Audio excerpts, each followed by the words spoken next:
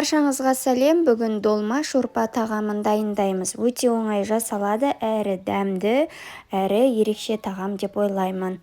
Жасалу жолы өте оңай. Алдымен пиязымызды осылай ірілетіп турап аламыз. Қазанымызда қызып тұрған майымызға қуырамыз. Ірілетіп сәбізді де тураймыз, жақсылатып араластырып, одан кейін картобымызды да ірілетіп турап саламыз. Үстіне тұз, бұрышын, паприкамызды, жақсы көретін специяңызды салсаңыздар болады. Барлығын жақсылап араластырып, үстіне су құятын боламыз, кішкене қуырып алғаннан кейін.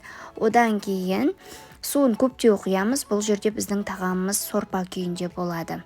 Одан кейін үстіне тәтті бұрыштарымызды саламыз. Фаршымызға татымына қарай тұз, бұрышын салып, жақсылап араластырып аламыз. Ортасына кішкене осындай жұмыртқаларымызды алып, негізі кәдімгі обычный жұмыртқаны да қолдануға болады, бірақ та мен осы жерде кішкентай бөдененің жұмыртқасын қолданатын боламын. Фаршымызды әбден ұрғылауымыз қажет, сол кезде формасын жақсы ұстайды. Ішіне жұмыртқаны салып, осылай формаларын котлет сияқты етіп жасап аламыз. Жақсылатып жасап аламыз. Одан кейін міне пісіп жатқан картобымызға, сорпамызға салып, толықтай піскенше дейін бір жарты сағаттай уақытқа дейін қайнағаннан кейін оттың астын жайға қойып пісіріп алатын боламыз. Татымына қарай тұзын салып, тамақты күтеміз. Мінекей дайын болды, өте оңай жасалады.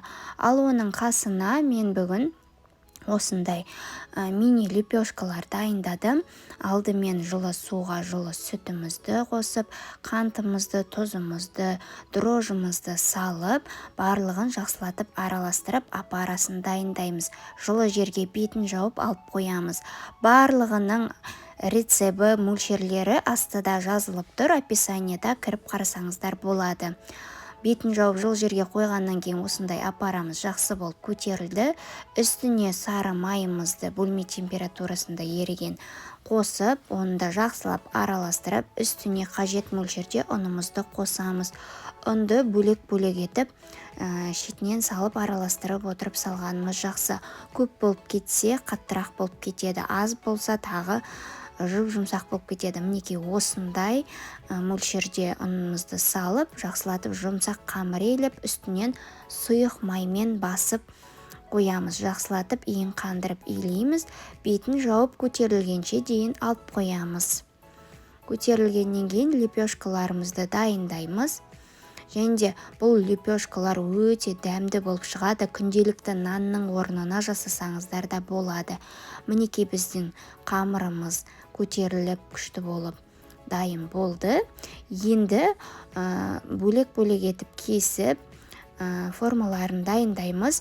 Негізі көз мөлшерімен кессеңіздер де болады, ал бірдей болып жасағыңыз келсе, весыймен бөліп дайындап алған жақсы.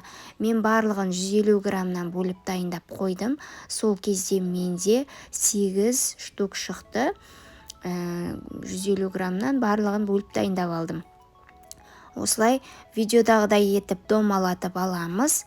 Одан кейін бетін жауып, формамызға бірден салып, одан кейін бетін жауып, тағы да кішкене уақытқа көтерілгізіп аламыз. Сол кезде одан сайын пышный болып шығады біздің лепешкаларымыз.